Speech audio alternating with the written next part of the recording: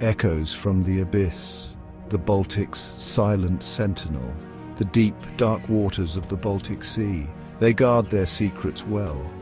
For centuries, ships have sailed these waves, wars have been fought, treasures have been lost.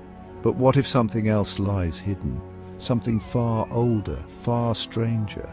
Imagine a vast circular object resting silently on the ocean floor, undisturbed for who knows how long. This isn't a legend, folks, this is real. It's a mystery that has baffled scientists. It has excited treasure hunters, and it has definitely sparked my curiosity. What is this thing, and how did it get there? This story begins not with ancient maps or whispered pirate tales. It begins with modern technology, with sonar, the eyes that let us see into the abyss. A team of ocean explorers was out there. They were looking for shipwrecks, sunken vessels filled with history, maybe even gold. But their equipment picked up something else, something unexpected, something that didn't fit any known shipwreck profile. It was massive, it was round, and it seemed to be sitting on a pillar. Or maybe it left a trail. The question started right there. This object, often called the Baltic Sea anomaly, it sits nearly 300 feet down. That's a long way for a casual swim. The pressure is immense. The light is non-existent. It's a hostile environment, perfect for keeping secrets hidden from prying eyes. The Baltic itself is a unique body of water. It's brackish, a mix of salt and fresh water. Its cold temperatures can preserve things remarkably well. Old wooden ships can survive for centuries, but what about something made of stone or metal or something else entirely? The possibilities are mind-boggling. So what are we dealing with here? Is it a natural rock formation, some kind of bizarre volcanic plug, or is it man-made, a forgotten relic from a past conflict? Or perhaps, and this is where it gets really exciting, could it be something not of this earth? An ancient crash site, a sentinel from another world? The theories are as deep and murky as the waters themselves. We're going to explore them all. We're going to dive into the evidence, or the lack of it. This is one expedition into the unknown that you won't want to miss. Let's get started. Our story really kicks off in June 2011. Meet the Ocean X team, led by Peter Lindberg and Dennis Asberg. These guys are Swedish oceanographers and treasure hunters. They're no strangers to the Baltic's depths. They've found cannons, old bottles, and parts of ships. They spend their lives searching for the lost. On this particular day, they were doing what they do best, scanning the seabed between Sweden and Finland, looking for sunken treasures, perhaps a lost World War I convoy. Their ship, the Ancillus, was equipped with side-scan sonar. This tech paints a picture of the ocean floor. Suddenly, something very unusual appeared on their monitors. It wasn't the sharp, defined edges of a typical shipwreck. This was a large, perfectly round object. Peter Lindberg himself described it as truly bizarre. It measured about 60 meters, or nearly 200 feet in diameter. Think about that. That's like half a football field, just sitting there in the middle of nowhere. It was an aha moment, but not the kind they were used to. This wasn't a pile of old timbers. This was something else, something that made them scratch their heads. The initial discovery was understandably electrifying. Imagine the scene on that boat, the hum of the sonar equipment, the dark screen suddenly showing this massive circular shape. What would you think? They checked their gear. Was it a malfunction, a glitch in the system? But no, the readings were consistent. The object was there, solid, real. They marked the coordinates, of course. This was too big, too strange to ignore. It wasn't the champagne and gold coins they might have dreamt of, but it was a treasure of a different kind, a mystery. The Ocean X team knew they had stumbled onto something significant, but they couldn't identify it. Not from the sonar images alone. They needed a closer look, but deep-sea exploration is expensive, it's dangerous, it requires specialized equipment, so they did what any modern explorer does. They shared their find with the world. News of the Baltic Sea anomaly spread like wildfire. It captured imaginations, it fueled speculation, and it set the stage for a new kind of expedition, not just for treasure, but for answers. The hunt was on. Let's talk about that sonar image because that's where this whole thing began. Side-scan sonar is an amazing piece of kit. It sends out pulses of sound like a fan across the seabed. These sound waves bounce off objects, and the returning echoes are converted into an image. It's like painting a picture with sound. The harder the object, the stronger the echo. The softer the sediment, the weaker. This technology can reveal shipwrecks hidden under layers of mud. It can map vast underwater landscapes. It's a crucial tool for anyone exploring the deep. The image the Ocean X team captured was striking. It showed a distinct, almost perfectly circular disc. Some described it looking like the Millennium Falcon from Star Wars. That's a powerful image, right? It wasn't just the roundness.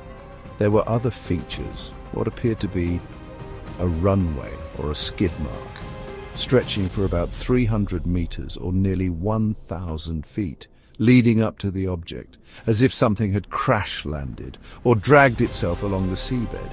This feature, more than anything, fueled the more exotic theories. It screamed unnatural. There were also reports of strange angular features on the object, right angles, straight lines, things not typically found in natural rock formations. The surface wasn't smooth. It seemed to have textures, patterns. Some even said they saw what looked like a staircase or a dome on top. Of course, sonar images can be tricky. They can be distorted by water conditions, by the angle of the scan. They require expert interpretation. But even seasoned professionals were intrigued and a little bit baffled. This wasn't your everyday rock. The team also noted a second smaller anomaly nearby, about 200 meters away. It had a similar, though less distinct shape. Was it related, part of the same event, or just another geological quirk? The questions piled up. The sonar had given them a tantalizing glimpse, a shadowy outline of something incredible, but sound can only tell you so much. To really understand what they'd found, they needed to get closer. They needed to see it, to touch it. And that would prove to be a whole new adventure, with its own set of challenges. So the sonar painted a picture, a big round thing, but what was it really like? The Ocean X team, fueled by public interest and some funding, decided to go back, this time with divers and a remotely operated vehicle. They wanted to get actual visuals, to take samples. This was in 2012, a year after the initial discovery. Excitement was high. What secrets were about to be revealed? Would it be a natural wonder or something that would change our understanding of history or even our place in the universe? The divers who approached the object described a strange experience. They reported that some of their electronic equipment, including satellite phones and cameras, failed when they were directly above or near the anomaly. This is a classic trope in UFO stories, isn't it? Electronic interference. Was it the object itself emitting something, or was it the unique conditions of the Baltic Sea, or maybe just the gremlins that love to mess with expensive gear on expeditions? It certainly added another layer of mystery and a touch of spookiness. The object itself was described as being made of a stone-like material, not metal as some had hoped. It was dark grey. The divers noted its immense size, about 200 feet across and perhaps 10 to 13 feet thick. It appeared to be resting on a pillar or a raised section of the seabed, giving it that mushroom shape some people described. The surface wasn't smooth like a man-made dome. It was rough, cracked, covered in soot-like material. The divers managed to retrieve a few samples, small pieces of this strange rock. One of the most puzzling features was a circular hole about 25 centimeters in diameter, right on the object. It looked almost artificial, like an opening, but leading where? And why was it there? The divers also reported strange temperature anomalies near the object. The water felt colder. Again, hard to verify, easy to sensationalize. The visibility down there was terrible, only a few feet. This made a thorough examination incredibly difficult. It was like trying to describe an elephant by touching only small parts of it, in the dark, underwater. Section 5, Nature's Canvas. Could it be a geological masterpiece? All right, let's put on our geologist hats. Before we jump to little green men or even big sunken battleships, we have to consider Mother Nature. She's capable of some pretty weird stuff. Could the Baltic Sea anomaly simply be a natural rock formation? It's a strong possibility. The Baltic Sea basin was carved by glaciers during the last ice age. These massive sheets of ice can transport huge boulders. They can sculpt the landscape in bizarre ways. So a large, unusually shaped rock isn't out of the question. It happens. One theory is that it's a glacial deposit, a type of rock called a dropstone. These are rocks that were incorporated into glaciers or icebergs. As the ice melted, these rocks were dropped onto the seabed. Sometimes they can be very large, and if the surrounding sediment is softer, it can erode away over time, leaving the harder rock exposed, perhaps on a small pedestal. This could explain the raised appearance. And the runway feature, that could be a scour mark carved by ancient ice flows or strong currents around the object. Another natural explanation involves volcanic activity. Could it be a volcanic plug or some kind of basalt formation? While the Baltic Sea isn't known for intense volcanic activity today, ancient geology can be complex. Some volcanic rocks can form in circular patterns, and they can certainly be large. The samples taken from the object were analysed. Some initial reports suggested they were basalt, a common volcanic rock. If true, this would lend strong support to a natural origin, but even basalt formations can be pretty spectacular, and sometimes quite mysterious. The challenge with the natural theory is the reported regularity, the perfect circle, the straight lines, the right angles. Nature tends to be more random, more chaotic, though not always. Think of basalt columns like the Giant's Causeway. Those are perfectly natural and incredibly geometric, so we can't dismiss the natural explanation just because it looks a bit designed. The problem is getting good geological data from 300 feet down in murky water is tough. It requires serious scientific expeditions, and those cost serious money, which is often in short supply for weird rocks.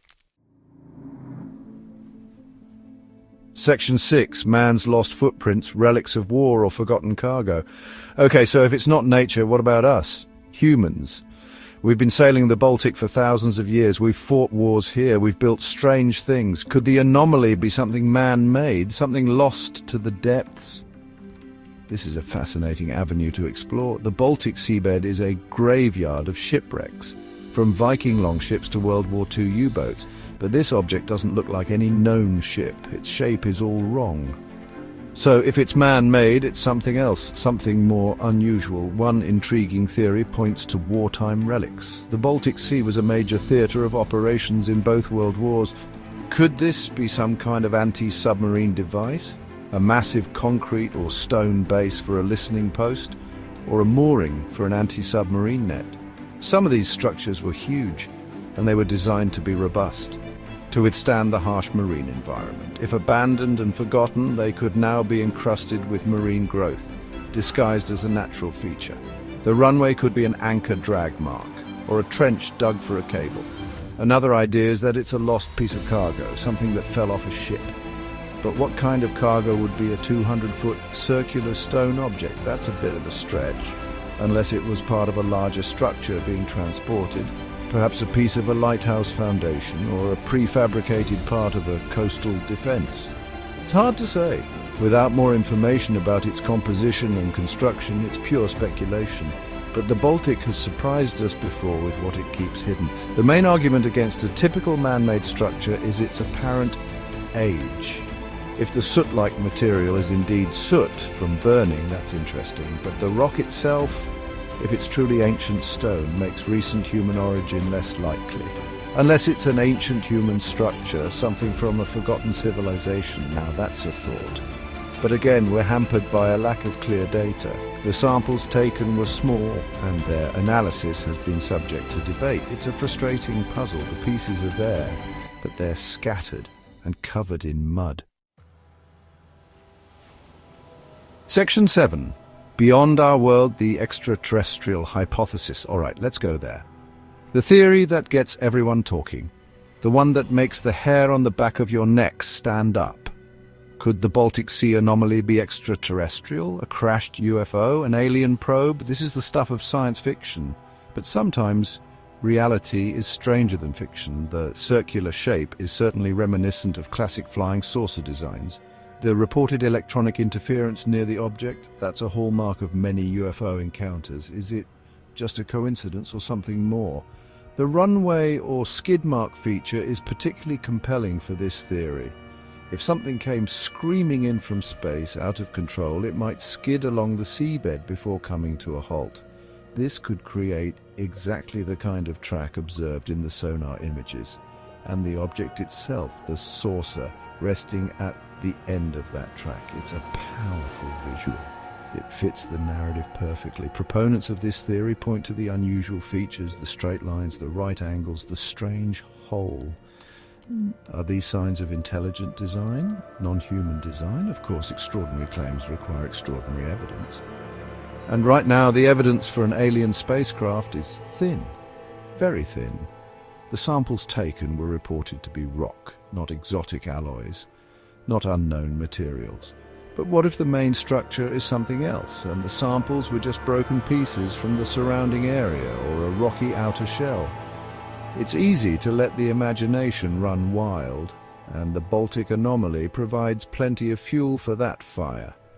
The mystery itself is a magnet for these kinds of ideas. The lack of a clear, definitive explanation from mainstream science keeps the UFO theory alive.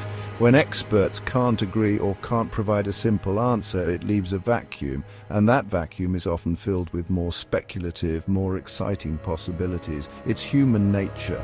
We're drawn to the unknown, to the idea that we're not alone. The Baltic Sea anomaly, whether it's a rock or a wreck, has become a symbol of that enduring question. Are we alone in the universe, and could the answer be lying at the bottom of the Baltic Sea? It's a chilling thought. Section 8. Voices in the deep, experts, theories and technological terrors. So, what do the experts say? Well, that's part of the problem. There hasn't been a huge concerted effort from major scientific institutions to study the anomaly. Deep sea research is incredibly expensive, and funding usually goes to projects with a clearer scientific payoff or a higher probability of a conventional discovery. A weird rock at the bottom of the Baltic, hyped by the media, might not be top of the priority list.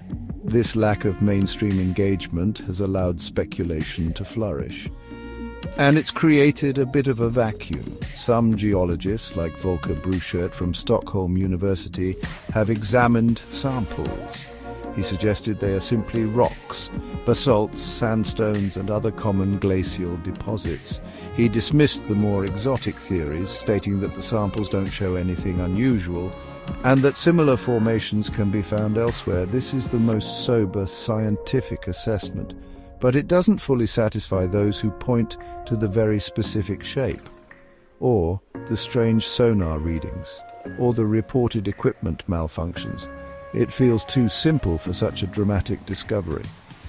Then you have the Ocean X team themselves, Peter Lindbergh and Dennis Asberg. They remain convinced that what they found is unique. They highlight the features that sonar picked up, the apparent structure, the runway. They've been criticized by some for sensationalizing their find, for perhaps overstating the case to attract funding and media attention, but you can't deny their passion, or the fact that they found something genuinely puzzling. They faced immense challenges, from funding their expeditions to the technical difficulties of exploring such a deep, dark and cold environment. The conspiracy theories are, of course, plentiful. Some say it's a top-secret Nazi anti-submarine weapon. Others whisper about a Cold War-era Soviet experiment, or even a portal to another dimension. The electronic interference reported by the divers fuels these ideas. Is there a cover-up? Are governments trying to keep the true nature of the anomaly secret? It's easy to go down that rabbit hole, especially when concrete answers are scarce. The Baltic Sea anomaly has become a Rorschach test. People see in it what they want to see, or what they fear. What? Section 9. The Baltic Enigma, a mystery still unfolding. So here we are in 2025, more than a decade after its discovery, and the Baltic Sea anomaly remains just that, an anomaly, a mystery. We have sonar images, we have a few diver reports, we have some rock samples, but we don't have a definitive answer. Is it a natural wonder sculpted by ice and time? Is it a lost piece of human history, a relic of forgotten conflicts, or is it something that challenges our understanding of the world and our place in the cosmos? The jury is still very much out. The future of the Baltic Sea anomaly is uncertain. Further expeditions are needed, more sophisticated equipment, more detailed surveys, perhaps core samples drilled from the object itself. But all of this requires significant investment and a willingness to pursue a mystery that might, in the end, have a perfectly mundane explanation, or it might have an explanation that changes everything. That's the gamble, that's the allure of exploration. You never know what you're going to find or what secrets the deep still holds. For now, the anomaly rests in the cold, dark silence of the Baltic seabed. It continues to fascinate, to frustrate, and to inspire. It's a reminder that even in our modern world, with all our technology, there are still places unknown, still mysteries unsolved. And that's exciting. It means there's still room for discovery, still room for adventure. The Baltic Sea has given us a tantalizing puzzle, a deep-sea enigma, and it's waiting for someone to finally unlock its secrets. What do you think it is? A rock, a wreck, or something else entirely? The conversation continues. The search for answers goes on, and who knows, maybe one day soon we'll finally learn the truth about the Baltic Sea's most famous and most mysterious resident. Until then, it remains an echo from the abyss, a silent sentinel guarding its secrets, and a fantastic story. One that I, for one, will be following closely, because the greatest adventures are the ones that lead us into the unknown. Keep exploring.